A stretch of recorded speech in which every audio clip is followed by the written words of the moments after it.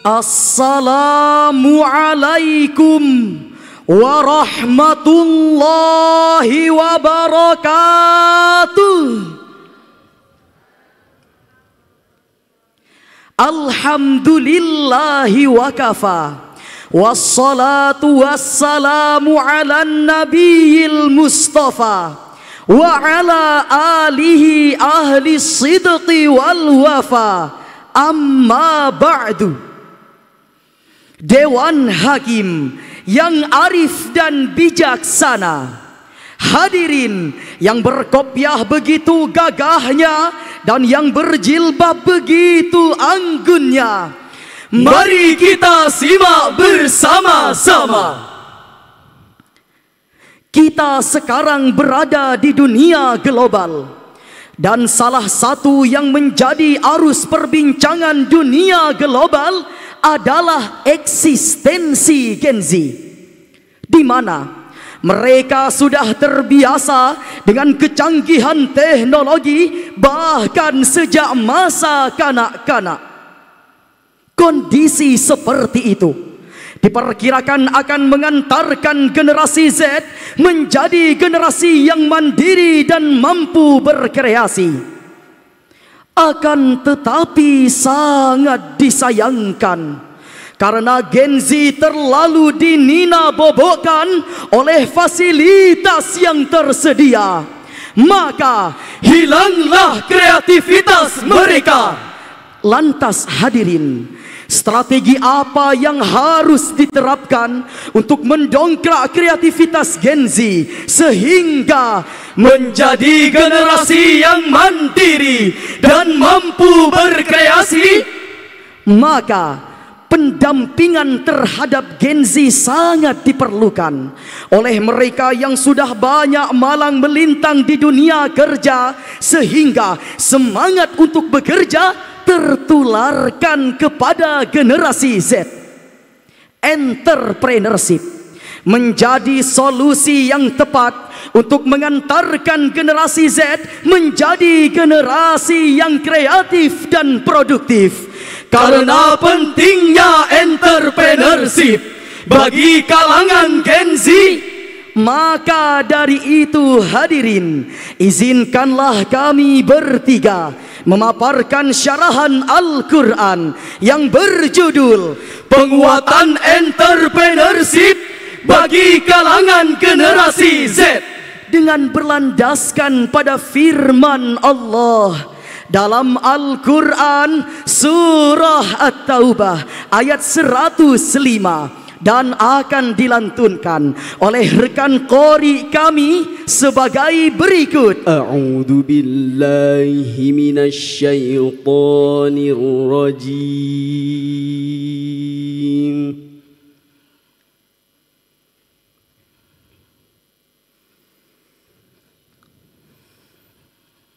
Bismillahirrahmanirrahim.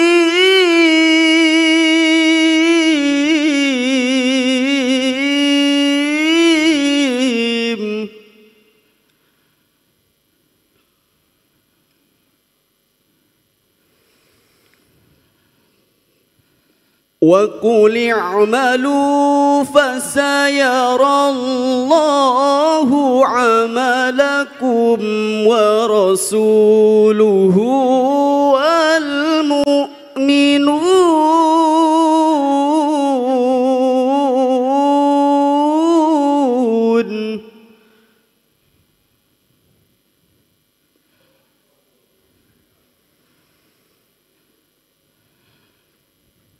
وَسَتُرَدُّونَ إِلَى عَالِمِ الْغَيْبِ وَالشَّهَادَةِ فَيُنَبِّئُكُم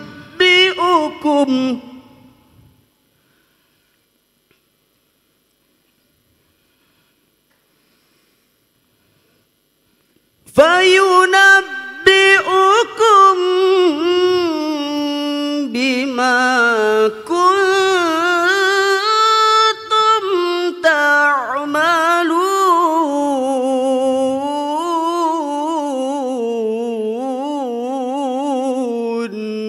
Aku berlindung kepada Allah dari godaan syaitan yang terkutuk dengan menyebut asma Allah yang Maha Pengasih lagi Maha Penyayang. Dan katakanlah, bekerjalah kamu, maka Allah dan Rasul-Nya beserta orang-orang mukmin akan melihat pekerjaanmu itu. Dan kamu akan dikembalikan kepada Allah yang mengetahui akan yang gaib dan yang nyata. Lalu diberitakannya kepadamu apa yang telah kamu kerjakan. Hadirin yang berbahagia, Profesor Dr. Muhammad Quraish Shihab dalam tafsirnya Al-Misbah volume 5 halaman 711 menjelaskan bahwa Allah Subhanahu wa taala menganjurkan manusia untuk melakukan aneka aktivitas lain yang baik, yang bermanfaat untuk diri sendiri, untuk keluarga, untuk masyarakat umum karena Allah semata. Hal tersebut hadirin, menurut Syekh Muhammad Hussein Tobai, sebagaimana dikutip dalam tafsir Al-Misbah, bertujuan mendorong manusia selalu mawas diri dan mengawasi amal-amal mereka, yakni amal baik dan amal buruk.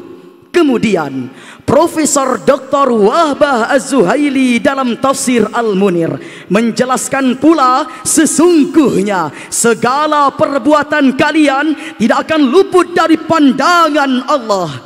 Pekerjaan itu adalah dasar kebahagiaan. Dan Allah, Rasul serta orang-orang mukmin akan melihat dan memperhatikan pekerjaan kalian. Dan ini merupakan ancaman bagi orang-orang yang selalu bersikap keras kepala dan enggan untuk bertaubat. Lalu pertanyaannya, bagaimanakah kondisi Gen Z kita saat ini? Sayangnya hadirin, penjelasan tersebut sangat berseberangan dengan kenyataan yang terjadi. Generasi Z di negara kita menjadikan kecanggihan teknologi dijadikan alat untuk mengemis di media sosial. Bahkan yang lebih miris lagi hadirin, ada dari beberapa Gen Z yang memiliki peran handal, pergi ke tengah hutan, memakai baju compang-camping, melakukan live streaming dengan background gubuk setengah reot. Tapi nyatanya setelah live selesai, ia pulang mengendarai mobil mewah dan rumahnya megah berlantai 2. Inilah potret mengerikan generasi Z di negara kita. Yang lebih ekstrim lagi hadirin, banyak sekali pelaku pengemis online yang rela menyakiti dirinya sendiri demi sebuah gift rupiah dari para penonton, hingga bergoyang erotis setengah telanjang yang dapat merusak citra nama bangsa. Tak heran Menteri Sosial Ibu Tri Risma hari ini memberikan surat edaran kepada seluruh masyarakat Indonesia. Dalam surat edaran tersebut hadirin, beliau menghimbau kepada gubernur, bupati, wali kota untuk mencegah kegiatan mengemis baik secara offline maupun online di media sosial yang mengeksploitasi para lanjut usia, anak-anak, penyandang disabilitas dan kelompok rentan lainnya. Padahal yang harus dipahami masyarakat juga bahawa media sosial ini juga mampu dijadikan lahan perwirausahaan tanpa harus meminta-minta. Dalam detik.com 19 Desember tahun 2022 dijelaskan bahawa ada beberapa keunggulan berwirausaha secara digital. Yang pertama, lebih mudah dalam proses operasional. Yang kedua, tidak membutuhkan modal yang besar. Yang ketiga, produk yang dijual lebih beragam. Dan yang terakhir ialah sistem otomatis sehingga lebih efisien. Di samping itu hadirin, berdagang juga menjadi suatu kesunahan karena baginda kita Nabi Muhammad sallallahu alaihi wasallam adalah seorang saudagar, kemudian diikuti oleh banyak sahabat yang lainnya. Oleh karena itu hadirin, pentingnya bekerja keras dan membangun kewirausahaan sudah termaktub dalam Al-Quran surah Al-Isra ayat 84 sebagai berikut. Qul kullu ya'malu ala syakilatihi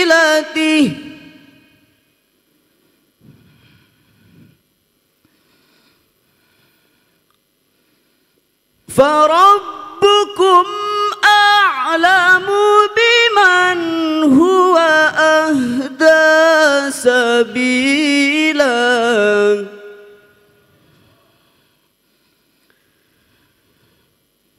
فَرَبُّكُمْ أَعْلَمُ بِمَنْ هُوَ أَهْدَى سَبِيلًا Sadaqallahul azim. Katakanlah Muhammad, setiap orang berbuat dengan pembawaannya masing-masing. Maka Tuhanmu yang paling mengetahui siapa yang paling benar jalannya.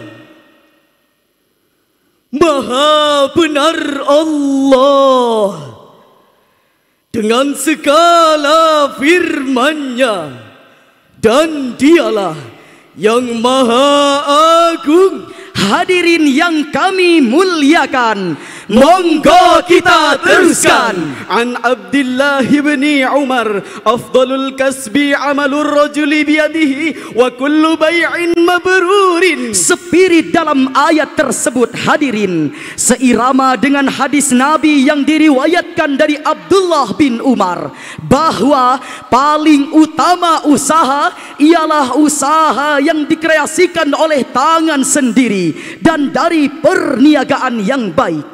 Kemudian Profesor Dr. Wahbah Az-Zuhaili dalam tafsir Al-Munir jilid 7 halaman 356 menjelaskan bahwa setiap manusia beramal sesuai dengan pembawaannya masing-masing yang menyerupai keadaannya dalam kesesatan atau hidayah. Maka Tuhanmu lebih mengetahui siapa yang paling benar jalannya.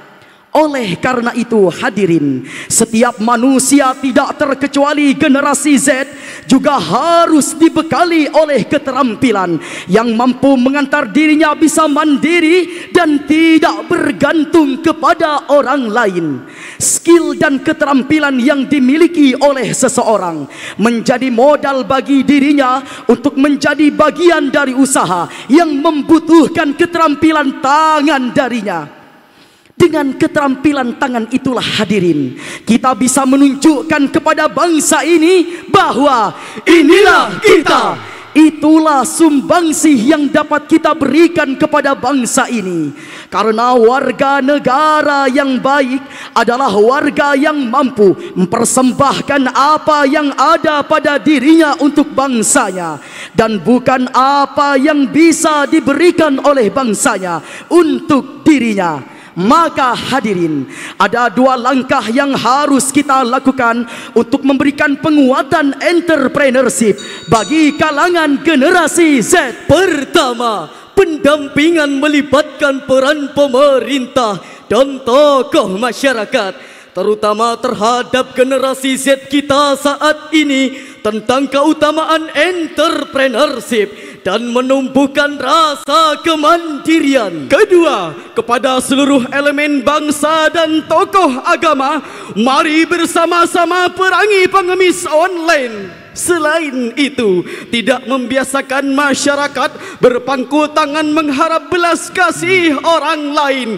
yang dapat merusak citra nama bangsa. Hadirin yang dirahmati Allah, dari uraian penjelasan yang telah kami sampaikan tadi, maka dapat kami tarik kesimpulan bahwa bekerja keras, membangun kewirausahaan dan semacamnya termasuk sesuatu yang sangat penting bagi setiap orang. Ia menjadi begitu penting karena dengannya kita terselamatkan dari meminta-minta, sehingga kita semua menjadi generasi digital yang sehat mental dan berwibawa di mata dunia global. Akhirnya, kunci ingin hidup bahagia, jangan suka meminta-minta.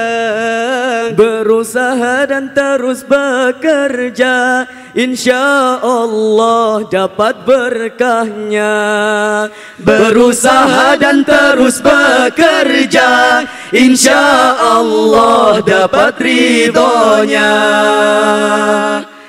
Demikian syarahan Al-Quran yang dapat kami sampaikan. Lebih dan kurangnya mohon dimaafkan.